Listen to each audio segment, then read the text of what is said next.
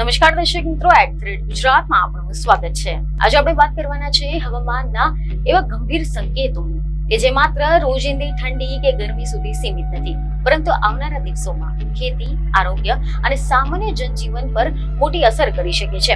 ફેબ્રુઆરી મહિનો શરૂ થયો છે। ઘણા લોકો એવું માની રહ્યા છે કે હવે શિયાળો પૂરો થયો છે, સ્વેટર, ગરમ કપડાં બાજુએ મૂકી દેવાનો સમય આવી ગયો છે। સવારે ઠંડી ઓછી લાગે છે અને બપોરે ગરમીનો અહેસાસ થવા લાગ્યો છે, પરંતુ જાણીતા હવામાન નિષ્ણાત અંબાલાલ પટેલની આગાહી આ માન્યતાને ખોટી સાબિત કરી રહી છે।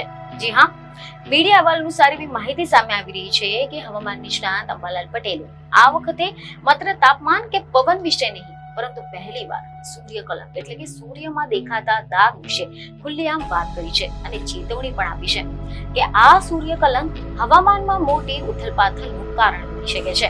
તેમનું કહેવું છે કે સૂર્યમાં હાલ દાગ જોવા મળી રહ્યા છે અને જો આ દાગોની સંખ્યા વધે તો તેની અસર પૃથ્વીના વાતાવરણ પર જોવા મળે છે। આના કારણે અચાનક ઠંડી, વાદળછાયું વાતાવરણ, વરસાદ અથવા તાપમાનમાં ઉથલપાથલ જોવા મળી શકે છે। આ વિશે જો આપણે ડિટેલમાં વાત કરીએ તો એવા અહેવાલો સામે આવી રહ્યા છે કે હવામાન નિષ્ણાત અંબાલાલ પટેલની આગાહી મુજબ આજથી એટલે કે 8મી ફેબ્રુઆરીથી એક સક્રિય પશ્ચિમી વિક્ષેપ આવવાની શક્યતા છે। પશ્ચિમી વિક્ષેપ એટલે એવી હવામાન પ્રણાલી કે જે ઉત્તર દિશાથી ઠંડા પવનો, વાદળો અને વરસાદ લઈને આવે છે। આ પશ્ચિમી વિક્ષેપના કારણે ગુજરાત સહિત ઉત્તર ભારતના અનેક વિસ્તારોમાં ફરી એકવાર વાતાવરણ બદલાઈ શકે છે। ખાસ કરીને 10મી ફેબ્રુઆરીની આસપાસ રાજ્યના કેટલાક ભાગોમાં વાદળો છવાઈ શકે છે। ઉત્તર ભારતના પર્વતીય વિસ્તારોમાં બરફવર્ષાની પણ શક્યતા વ્યક્ત કરવામાં આવી છે અને તેની અસરથી મેદાની વિસ્તારોમાં કમોસમી વરસાદ પણ થઈ શકે છે। આ બદલાવ સીધો ઉત્તર ગુજરાત અને મધ્ય ગુજરાતના હવામાન પર અસર કરશે।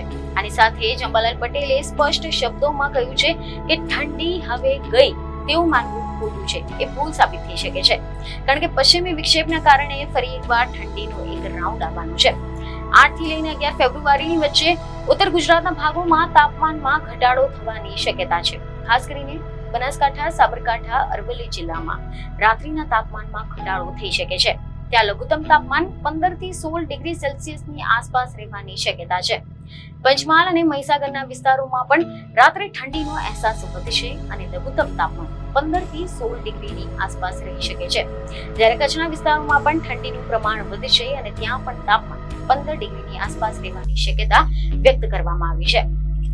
તો બીજી તરફ એવી ખબરો છે કે અંબાલાલ પટેલે એ પણ સમજાવ્યું છે કે મહત્તમ તાપમાનમાં સતત વધારો થશે, એટલે કે દિવસે ઠંડી વધશે અને ગરમીનો અહેસાસ વધશે। આની સાથે જ મધ્ય ગુજરાતના ભાગોમાં મહત્તમ તાપમાન 32 ડિગ્રી સેલ્સિયસ સુધી પહોંચી શકે છે। કેટલાક વિસ્તારોમાં 34 ડિગ્રી સેલ્સિયસ સુધી પણ જવાની શક્યતા છે। દરિયાકાંઠાના વિસ્તારોમાં તાપમાન 20 થી લઈને 28 ડિગ્રી સેલ્સિયસની વચ્ચે રહી શકે છે, જ્યારે દક્ષિણ ગુજરાતના ભાગોમાં લઘુત્તમ તાપમાન લગભગ 20 ડિગ્રી અને મહત્તમ તાપમાન 28 ડિગ્રીની આસપાસ રહેવાની શક્યતા છે। એટલે કે રાજ્યમાં દિવસ અને રાતના તાપમાન વચ્ચે મોટો તફાવત જોવા મળી શકે છે, જે આરોગ્ય માટે પણ ચિંતાજનક છે। તેમજ અંબાલાલ પટેલ આગળ ચેતવણી આપે છે કે 12મી ફેબ્રુઆરીની આસપાસ સવારના સમયગાળામાં હવામાનમાં ફરી એકવાર પલટો આવી શકે છે। આના પછી સૌથી મહત્વની આગાહી 23મી ફેબ્રુઆરીથી લઈને 23મી ફેબ્રુઆરી એવું કહેવું છે કે આના બાદમાં હવામાનમાં મોટો ફેરફાર થવાની શક્યતા છે અને આ અસર માર્ચની શરૂઆત સુધી ચાલુ રહી શકે છે। આ સમયગાળા દરમિયાન રાજ્યના કેટલાક ભાગોમાં વાદળછાયું વાતાવરણ, છાંટા કે કમોસમી વરસાદ થવાની શક્યતા છે। ખેતી માટે આગાહી ખૂબ જ મહત્વની છે, કારણ કે આ સમય દરમિયાન ઘણા બધા પાક કાપણીના તબક્કામાં હોય છે અને કમોસમી વરસાદ પાકને નુકસાન પહોંચાડી શકે છે। જોકે સૂર્યકલંક અંગે અંબાલાલ પટેલે કરેલી આગાહી હવે ચર્ચાનો મુખ્ય વિષય બની ગઈ છે, કારણ કે એવા અહેવાલો છે કે અંબાલાલ પટેલનું કહેવું છે કે સૂર્યમાં કલંકો વધે ત્યારે પૃથ્વીના હવામાન ચક્ર પર તેની અસર પડે છે અને અચાનક મોસમી અસંતુલન થઈ જાય છે। એટલે કે આવનારા દિવસોમાં માત્ર ઠંડી કે ગરમી નહીં, પરંતુ વાદળો, પવન, વરસાદ પણ નજર રાખવી જરૂરી છે। કુલ મળીને અંબાલાલ પટેલની આગાહી એ સ્પષ્ટ સંકેત આપે છે કે ફેબ્રુઆરી મહિનો હજુ પૂરતો સ્થિર નથી, શિયાળો પૂરો થયો છે તેવું માનતા પહેલા ફરી એકવાર હવામાન માટે તૈયાર રહેવું પડશે। એટલે કે આવનારા દિવસોમાં હવામાનને લઈને વધુ સાવચેત રહેવાની જરૂર છે। શિયાળો પૂરો નથી થયો એવું માનતા પહેલા ફરી એકવાર હવામાનના સંકેતો પર નજર રાખવી જરૂરી છે, કારણ કે અંબાલાલ પટેલની આગાહી મુજબ ફેબ્રુઆરી હજુ પણ અચાનક ઠંડી અને વરસાદના રંગ પણ બતાવી શકે છે। તો આશા છે કે આ માહિતી તમને મહત્વની લાગી હશે, જેથી અમારા વિડીયોને લાઈક અને શેર જરૂરથી કરજો. બીજી એક ખબર સાથે ફરી મળીશું. ધન્યવાદ.